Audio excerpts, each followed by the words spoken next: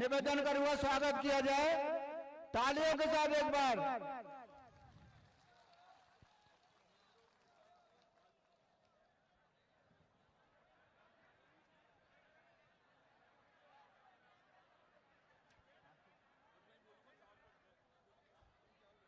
अब मैं कार्यक्रम को आगे बढ़ाते हुए हमारे आपके सबके लाडले माननीय मंत्री रमेश मीणा जी से आग्रह करूंगा कि आप पधारें और सभा को संबोधित करें।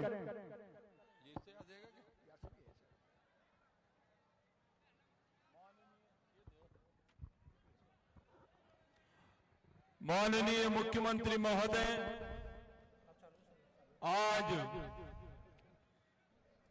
मुख्यमंत्री के आशीर्वाद से और जनता के आशीर्वाद से मुझे आदेश मिला कि नामांकन भरना है और मुख्यमंत्री जी ने फोन पर कहा था कि आप काम करें और चुनाव की तैयारी करें।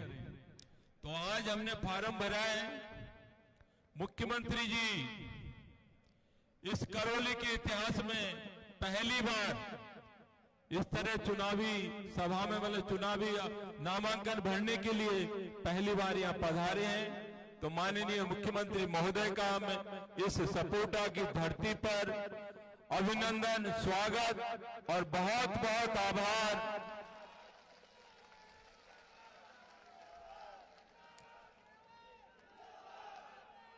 और मंच पर उपस्थित जिला प्रमुख साहब, पंचायत समिति सपोटा प्रधान, करौली प्रधान, मंडल प्रधान, हमारे जिलाध्यक्ष शिवराज जी और माधोपुर से पधारे हमारे शिवचरण जी, डिग्गी जी, सम्मानित मंच, यहां उपस्थित मेरे बुजुर्गों, युवा साथियों, मातृशक्ति, माननीय मुख्यमंत्री जी आपके बीच यहां मंच पर विराजमान है।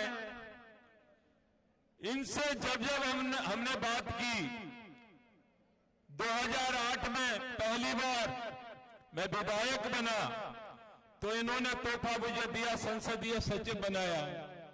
दूसरे बार भी हम सरकार में नहीं आए, फिर भी इनका आशीर्वाद रहा और मैं उपनेता पार्टी की तरफ से बनाया गया। उस समय भी माननीय मुख्यमंत्री जी का आशीर्वाद था।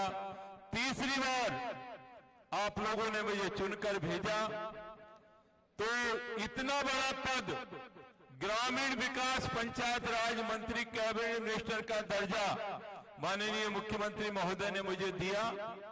मैं आपको यहां बता रहा हूं इस मौके पर। और जब हमने कोई काम की जो विकास के काम किए हैं, जो योजनाएं लागू की हैं, उसका कोई सानी नहीं है।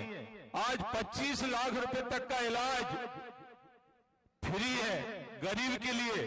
नहीं, एक जमाना था कि गरीब आदमी अपना जेवर बेच देता था, जमीन गिरवी रख देता था और इलाज के लिए भटकता रहता था, इलाज नहीं करा पाता था। लेकिन मुख्यमंत्री ने गरीबों की, आम आदमी की तरफ फीडबैक मिला और देखा, क्योंकि इनका अनुभव है। इन्होंने कहा कि भाई गरीब आदमी, आम आदमी का इलाज फ्री होना चाहिए। तो आप लोगों को भी पता होना चाहिए कि 25 लाख रुपए तक का इलाज फ्री है, वो केवल राजस्थान में है और किसी प्रदेश में नहीं है। और 10 लाख रुपए का बीमा, दुर्घटना हो जाए, एक्सीडेंट हो जाए तो उसके लिए 10 लाख रुपए मिलेंगे। पहले हम कोई भी विवाद होता, छोटा मोटा एक्सीडेंट हो जाता, लोग धरने पर बैठ जाते। तो मुख्यमंत्री जी से हमने निवेदन किया, उनको ये समस्या पहुंची कि क्या करना चाहिए। तो 10 लाख रुपए मिलेंगे। आज कहीं जाने की जरूरत नहीं है, एक्सीडेंट में मृत्यु हो जाए तो 10 लाख रुपए मिलेंगे। आप जितनी भी देखो, आपके गरीब आदमी की 100 यूनिट बिजली फ्री, 2000 यूनिट किसान की बिजली फ्री, और आप हर क्षेत्र में कोई सी नहीं है, सिलेंडर आपका 500 रुपए में मिल रहा है।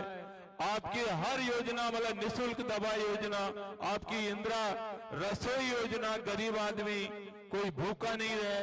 और कोरोना में जो काम किया मुख्यमंत्री ने, वो राजस्थान पहला राज्य है जहां हर प्रकार की सुविधा, बीमार को बचाने के लिए हर प्रकार के प्रयास किए और कोई आदमी भूखा नहीं सोए।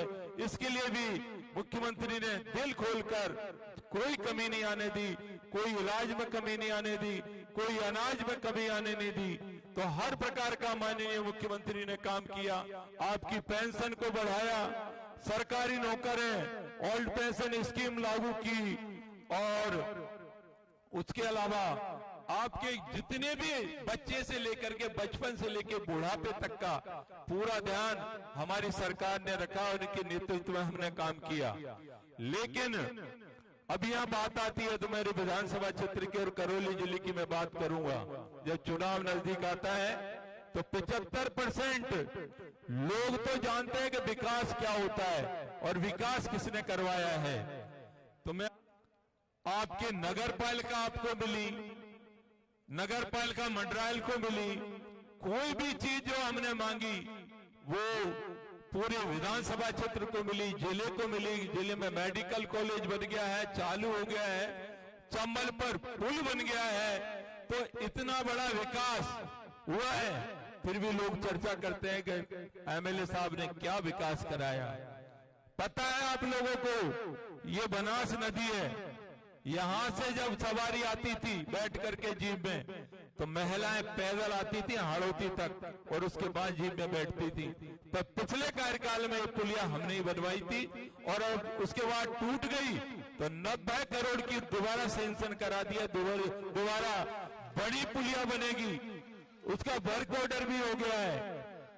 और आपके जो देख रहे हो, चाहे सपोटरा से केला देवी हो, चाहे सपोटरा से हाड़ौती हो, चाहे हाड़ौती से बगीता सपोटा हो, ये 7-7 मीटर चौड़े रोड, चाहे आपके मंडरायल से आप करौली चले जाएं या मंडरायल से करणपुर चले जाएं, सब जगह 7-7 मीटर, हर घर में नल लग रहा है। तो विकास में कहीं आपके शिक्षा के क्षेत्र में कोई कमी नहीं, हर क्षेत्र में हमने काम किया। ये सड़क भी पहले टूटी हुई थी आपको सपोटरा कुलगाम की, कुछ लोग कहते हैं कि हमारे राज में बनी। अरे हमने विधानसभा में उठाया, धरना प्रदर्शन किया, जब पैसा मिला और रोड हम नहीं होते विधायक तो टूटी फूटी रोड बनती, हमने 4-5 बार काम को रुकवाया, जांचें करवाई, आज रोड जो की तो है। ठेकेदार से कहा कि सही काम करेंगे तो आपको काम करने देंगे, नहीं तो नहीं करने देंगे।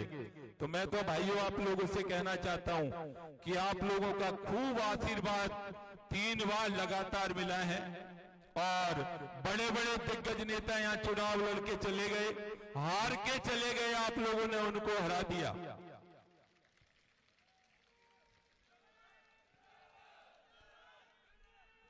मैं आप लोगों को कहना चाहता हूं कि अभी भी लोग कह रहे हैं कि हम 50,000 से जीतेंगे और कोई कहता है 30,000 से जीतेंगे, लेकिन अंदर अंदर बहुत घबराहट है। तो आने वाले दिनों के लिए कि चुनाव तो हम हार ही रहे हैं, कोई ऐसा प्लान करो कि रमेश मीणा और कांग्रेस पार्टी को बदनाम कर दो, कोई ऐसा प्लान बनाओ कि गाड़ी तोड़वा लो, कपड़े फड़वा लो, गोली चलवा लो। तो आप ध्यान रखना कि ये कोई न कोई सा वाद पैदा करेंगे। जो आदमी वाद पैदा करेगा वो किस क्षेत्र का, इस जिले का क्या विकास करवाएगा। तो आप ध्यान में रखना कि कौन लोग कैसे चुनाव लड़ रहे हैं, उनका पिछला भी देख लेना समय, और उनकी कर्मभूमि जन्मभूमि है वो भी देख लेना कि कैसे काम किए। और आपको पता होगा कि मिली भगत से बसपा और बीजेपी एक है, आप ध्यान रखना, कोई अलग नहीं है कि अलग समझ लो आप अलग अलग है, दोनों मिलकर चुनाव लड़ रहे हैं कि रमेश मीणा को कैसे हराना है। ये लोगों में बहकाते हैं, मंडरायल क्षेत्र में बात करते हैं, अरे माली समाज की लड़की के साथ मर्डर हो गया, रेप हो गया, ये रमेश मीणा की देन है। लेकिन मंडरायल के लोग भी यहाँ विराजमान है, उसका फैसला हो गया है, एफएसएल रिपोर्ट आ गई, अपराधी पकड़ा गया और उसको उड़ा रहे हैं लोगों को, इधर उधर बहका रहे हैं लोगों को। इसी तरह के राजपूतों का मैटर था वहां, हमने कहा था कि दबंगई कोई भी करेगा, किसी भी समाज का करेगा तो रमेश मीणा उस दबंगई को समाप्त करेगा, ये हमने कहा था। और आज भी कह रहे हैं इस मंच से, गरीबों की लड़ाई, आम आदमी की लड़ाई रमेश मीणा लड़ेगा। रमेश मीणा के पीछे कौन है? ये बैठे हैं माननीय मुख्यमंत्री अशोक गहलोत साहब, कि हमने ईमानदारी से काम किया है, पार्टी में भी ईमानदारी से काम किया है, जनता के बीच रहते हैं। कोई माइका लाल ये कह दे, ये मंच यहाँ भी लोग एकत्रित हैं कि रमेश मीणा ने किसी भी प्रकार किसी से भी 1 रुपया लिया हो तो बता दे, तो मैं आज यहीं पर छोड़ दूंगा राजनीति। आज तक 1 रुपया नहीं लिया किसी से, लोगों की मदद करते हैं। और लोग फिर भी कहते हैं ये पता नहीं क्या करता है, कहां से लाता है, क्या करता है। अरे काम करते हैं भैया, काम धंधा करते हैं, काम धंधा करके घर चलाते हैं। और घर चलाने के बाद किसी से हम तो किसी के आगे हाथ नहीं फैलाते कि आप हमारी मदद करो, क्योंकि आज मैं 3 बार आप लोगों ने चुना है, मैं जनता को लूटूंगा, कर्मचारियों को लूटूंगा, तो आपके बीच में गांव में घुस नहीं पाऊंगा। लोगों को बहकाया जा रहा है। अभी कुछ लोग हैं समझते नहीं है बेचारे, उनको बहका देते हैं, तुम्हारे साथ ये हो रहा है, तुम्हारे साथ वो हो रहा है। अरे जितने भी योजना है कांग्रेस सरकार की, जितनी भी योजना आपको बताई, अभी मैंने 5-7 ही बताई,